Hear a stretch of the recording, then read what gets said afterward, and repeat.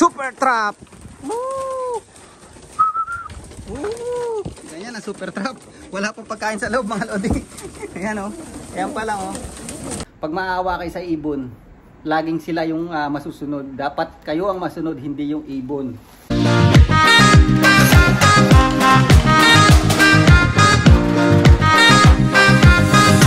So yan mga kalapatids, nakita nyo na naman yung pagmumukha ko. So for today's video, yan. Anyway, how supposed to be, we have a race today but we don't send any birds on that race because Uno is sick. Yan, kaya naging busy tayo. May sakit si Boss Uno kaya siyempre family first. But anyway, how may nagtatanong, nag-comment paano ko daw ginagawa yung ganong kabilis na trapping sa ibon o ang tawag nila super trap. Yan, pakikita ko sa inyo mga lodi. Sabihin ko rin sa inyo kung ano yung technique. Yan, naghahalo lang ako ng patuka ako sa kanila kasi naubusan tayo. Ayan, unang-una, lagi ko sinasabi, dati ginagawa ko twice a day ang pakain ko. Kasi ayaw ko ng once a day, marami nagsasabi sa once a day daw. Pero ayaw ko nung una kasi naawa ako sa ibon. Pero pag maawa kayo sa ibon, laging sila yung masusunod. Dapat kayo ang masunod, hindi yung ibon. Yun, so nag once a day feeding ako. Gumanda yung result ng race ko mga lodi. Ayan, so pagka unang-una, once a day feeding kung gusto nyo mapasunod yung ibon, pumasok sa loob ng loop. Tapos yung measurement ng patuka nyo, hindi sila yung mabubusog mga lodi. Kasi tendency pag ang ibon busog, yan, tumatambay sa bubong, yan, pag ganyan, nasasanay na sila. Kasi nga busog, kahit anong tawag mo sa ibon, pag busog, hindi yung bababa. Ayan. Meron tayo ngayong pinahalong patuka.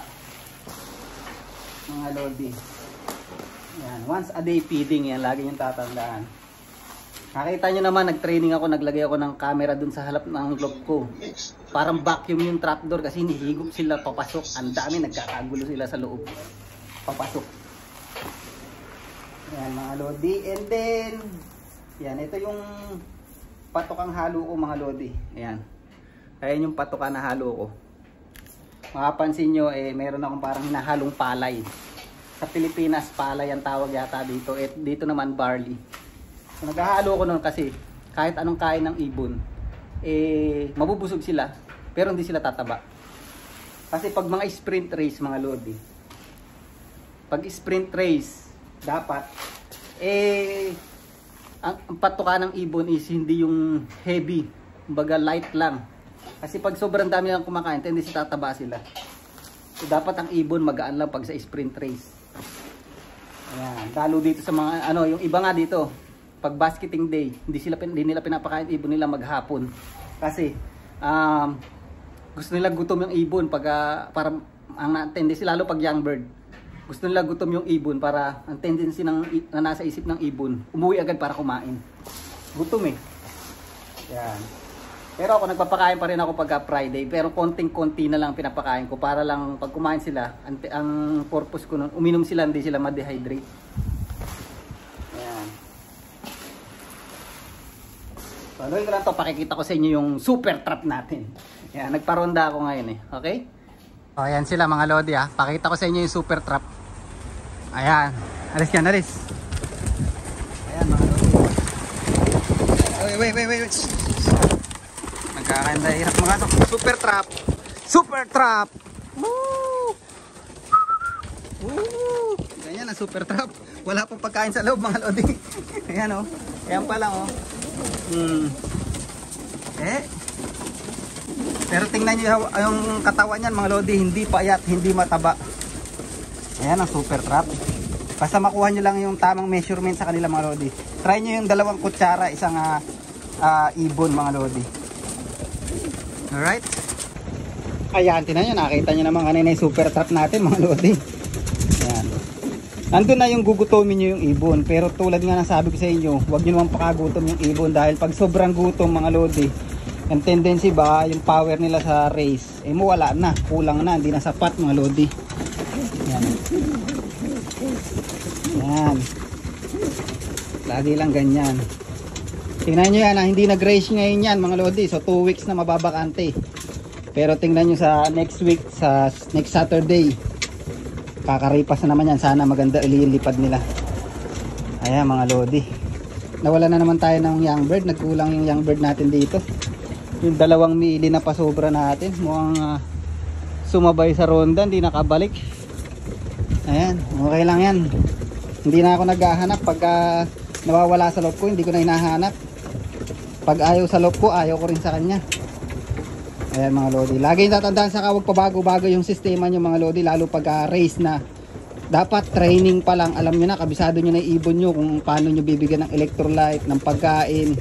Dapat kabisado nyo na. Kasi pagka sa oras ng race, doon kayo mag-experiment. Ang ibon, pabago-bago yung yung lipad nila. Kasi nag-experiment kayo eh. But nasa sa inyo pa rin mga lodi. Nasa sistema nyo pa rin. Kung maniniwala kayo sa sinasabi ko, gagawin yung sinasabi ko. Up to you. Ayan, ay lang mga na-experience ko. Ayan.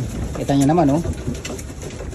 Ayan, so susunod dadagdagan natin yung patukaan dahil yung iba hindi na halos nakaka-focus dahil ang gulo na. Tingnan mo. Sa halip na kumakain lang siya, naka-focus lang dun. Ayan. Tingnan nyo. Yung iba nakakain na marami, tas yung iba hindi.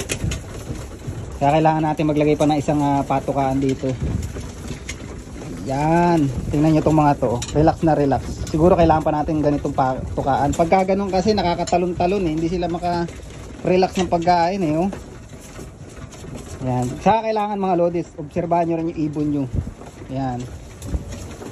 O diba? O diba? Okay na mga lodi ha. Nakita nyo na yung super trap natin ha. Basta once a day feeding mga lodi. Up to you kung umaga o hapon. Ako kasi hapon ako mga lodi. After work ko kasi ayun yung free time ko. Hindi ko pwede ako magpakain ng umaga. Saka tulad ng sabi ko, hindi ako nagpo-force fly ng ibon. Lalo na pagka sprint race. Tapos alam mo yun, po-force fly mo na nga sila. Tapos konti lang pinapakain mo. Yung power nila nauubos lang sa force fly. Nadadala pa yung ibon, natotrauma. So ba't di na lang nila ubusin yung power nila sa race? Kaya sabi nila nagpapalakas ng baga daw yung force fly. So nasa sa inyo nga yun, sa sistema nyo yun eh. Pero sa akin ayoko talaga ng force fly. Meron talagang nananalo na nagpo-force fly. So iba-ibang ano nyo eh.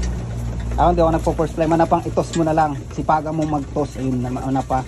Sigurado malaki ang chance mong ang ibon mo laging nasa front marker sa front mga lodi. On point lagi yung ibon mo. But anyway, dito ko na lang rin yung vlog natin. See you next vlog. Bye.